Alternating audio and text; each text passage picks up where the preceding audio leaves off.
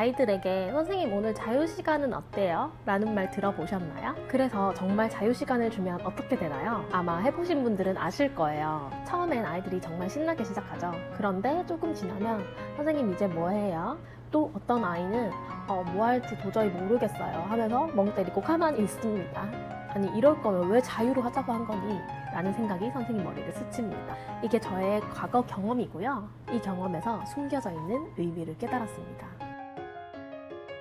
아이들이 선생님에게 자유로 하게 해주세요 라는 말은 우리가 스스로 원하는 것을 정말 자유롭게 표현하고 싶은데 그걸 표현하려고 할 때 아직 안 해봤기 때문에 막상 어떤 어려움이 닥칠지 저희도 아직은 몰라. 하지만 일단은 자유로 하게 해주세요 라는 뜻이죠. 그럼 여기서 아이들의 진짜 마음은 내가 원하는 걸 자유롭게 표현하고 싶잖아요. 그런데 막상 그거를 하려고 하면 스스로 해나갈 수 있는 능력은 아직 완벽하게 만들어지지 않아서 내가 생각한 거를 스스로 표현하기가 어려운 거잖아요. 그런데 아이들은 자신의 욕구와 그것을 이루기 위한 구체적인 방안을 스스로 내가 이런 게 필요하구나 깨닫는 아이가 많이 없으니 제가 아이들의 마음을 대변해서 선생님이나 학부모님들에게 바꿔서 번역해서 얘기를 하자면 정말 자유롭게 내가 원하는 걸 마음껏 표현하고 싶으니까 스스로 이걸 해낼 능력을 만들어 주세요. 어때요? 공감되시나요? 그렇다면 정말 커리큘럼 없이 사실처럼 또는 작가주의라는 어떤 프레임으로 정말 자유롭게 운영되는 것도 있나요? 실질적으로 얼마나 아이들이 자유롭게 선택하고 표현하는지는 알 수 없죠. 그럼 우리가 생각을 해보고 유추를 해볼게요. 아이들이 이 자유로운 환경과 다양한 재료를 활용해서 창작을 또 페인팅을 처음부터 스스로 끝까지 해낼까요? 저도 그랬으면 좋겠다라는 이상은 있었어요. 그래서 그런 곳에서 일을 하다가 오신 선생님들의 이야기를 굉장히 귀 기울여서 많이 들었어요. 그런데 정말 자유롭게 애들이랑 만들고 그리고 이런 거 하면 너무 재밌고 환상적이겠다 이런 이상을 그리고 시작을 했는데 아이들이 어떻게 할지 몰라 하고 선생님을 계속 찾고 계속 선생님이 창의적인 아이디어와 방안을 제시해줘야 되는 것에서 엄청 혼란을 느꼈다. 마치 이상적인 교육을 실현하기 위해서 그 자유로움을 내가 만들어줘야만 하는 건가 하는 의문이 들었다라고 말씀하시더라고요. 저도 만약에 나중에 아이가 있으면 정말 자유롭게 키우고 싶다라는 생각이 있어서 부모님들의 말도 귀 기울여서 상담 때 많이 들어봤거든요. 진짜 자유롭게 놓아줬더니 아이가 처음에는 다양한 창작을 시도하고 해서 너무 만족을 했는데 그게 계속하다 보니 어느 순간 한계가 느껴지더라. 자신만의 어떤 표현과 경험의 울타리 안에 있는 듯 했다. 그런 모습을 보고 아 이게 맞을까? 라는 의문이 들더라 라고 많이 말씀하시더라고요.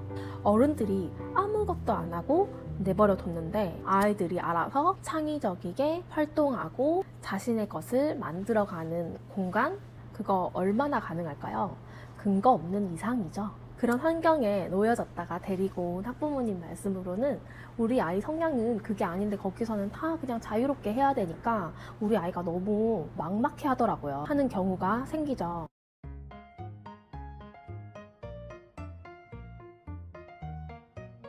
저도 과거에 학부모님에게 아이들이 정말 스스로 선택해서 표현하고 한다 이렇게 처음에 스스로 하기에 결과에 대해서만 실컷 얘기를 했더니 어떤 학부모님이 그 과정을 이해하지 못하셨으니까 이거 우리 애가 다 스스로 해야 된다고요? 선생님 하나도 안 도와주시는 거예요? 너 할 수 있겠어? 라고 하시더라고요. 그리고 저희 빠삐용에 언니는 돈 내고 있는데 동생은 좀 의존형이라 이 동생은 빠삐용 다니면 과연 스스로 할 수 있을까? 엄마가 너무 걱정이 된다 라는 적도 있습니다.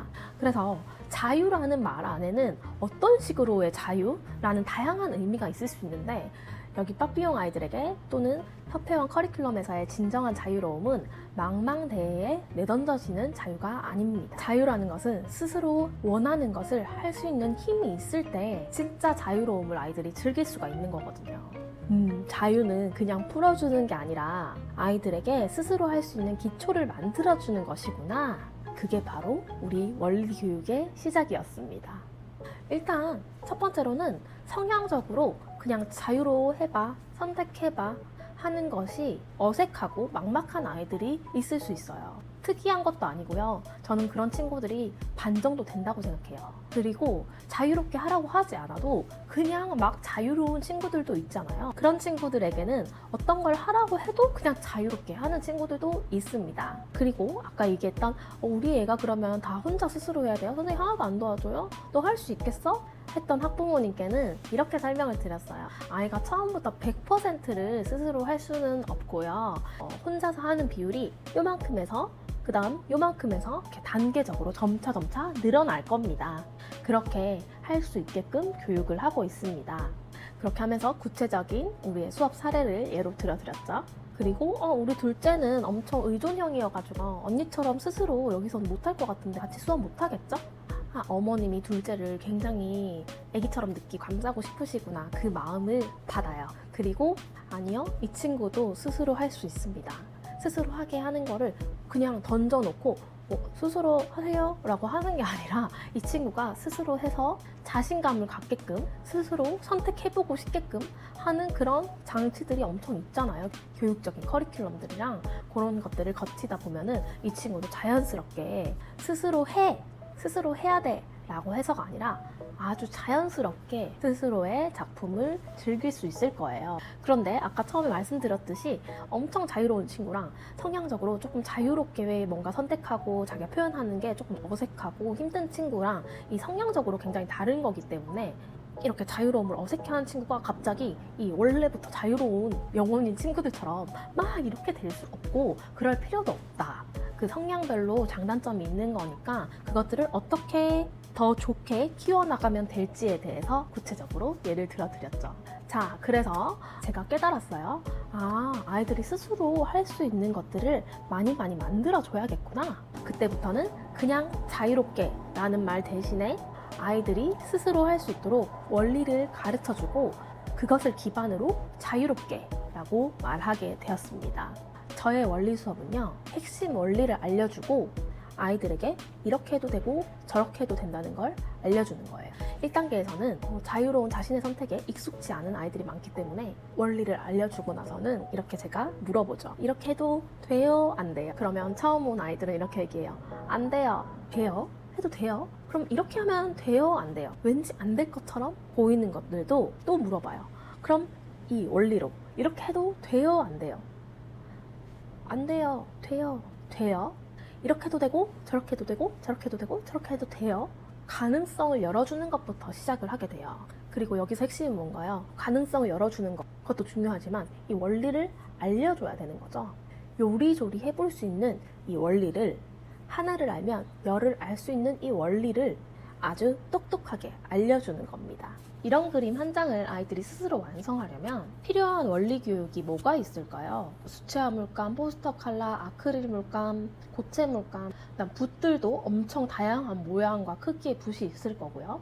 그런 것들 다 하나하나 기능을 알려주고 하면 너무 오래 걸리고 하나하나를 배우는 게 아이들 입장에서 좀 지겨울 수 있어요. 그리고 그거 하나하나 다 언제 다 배워요?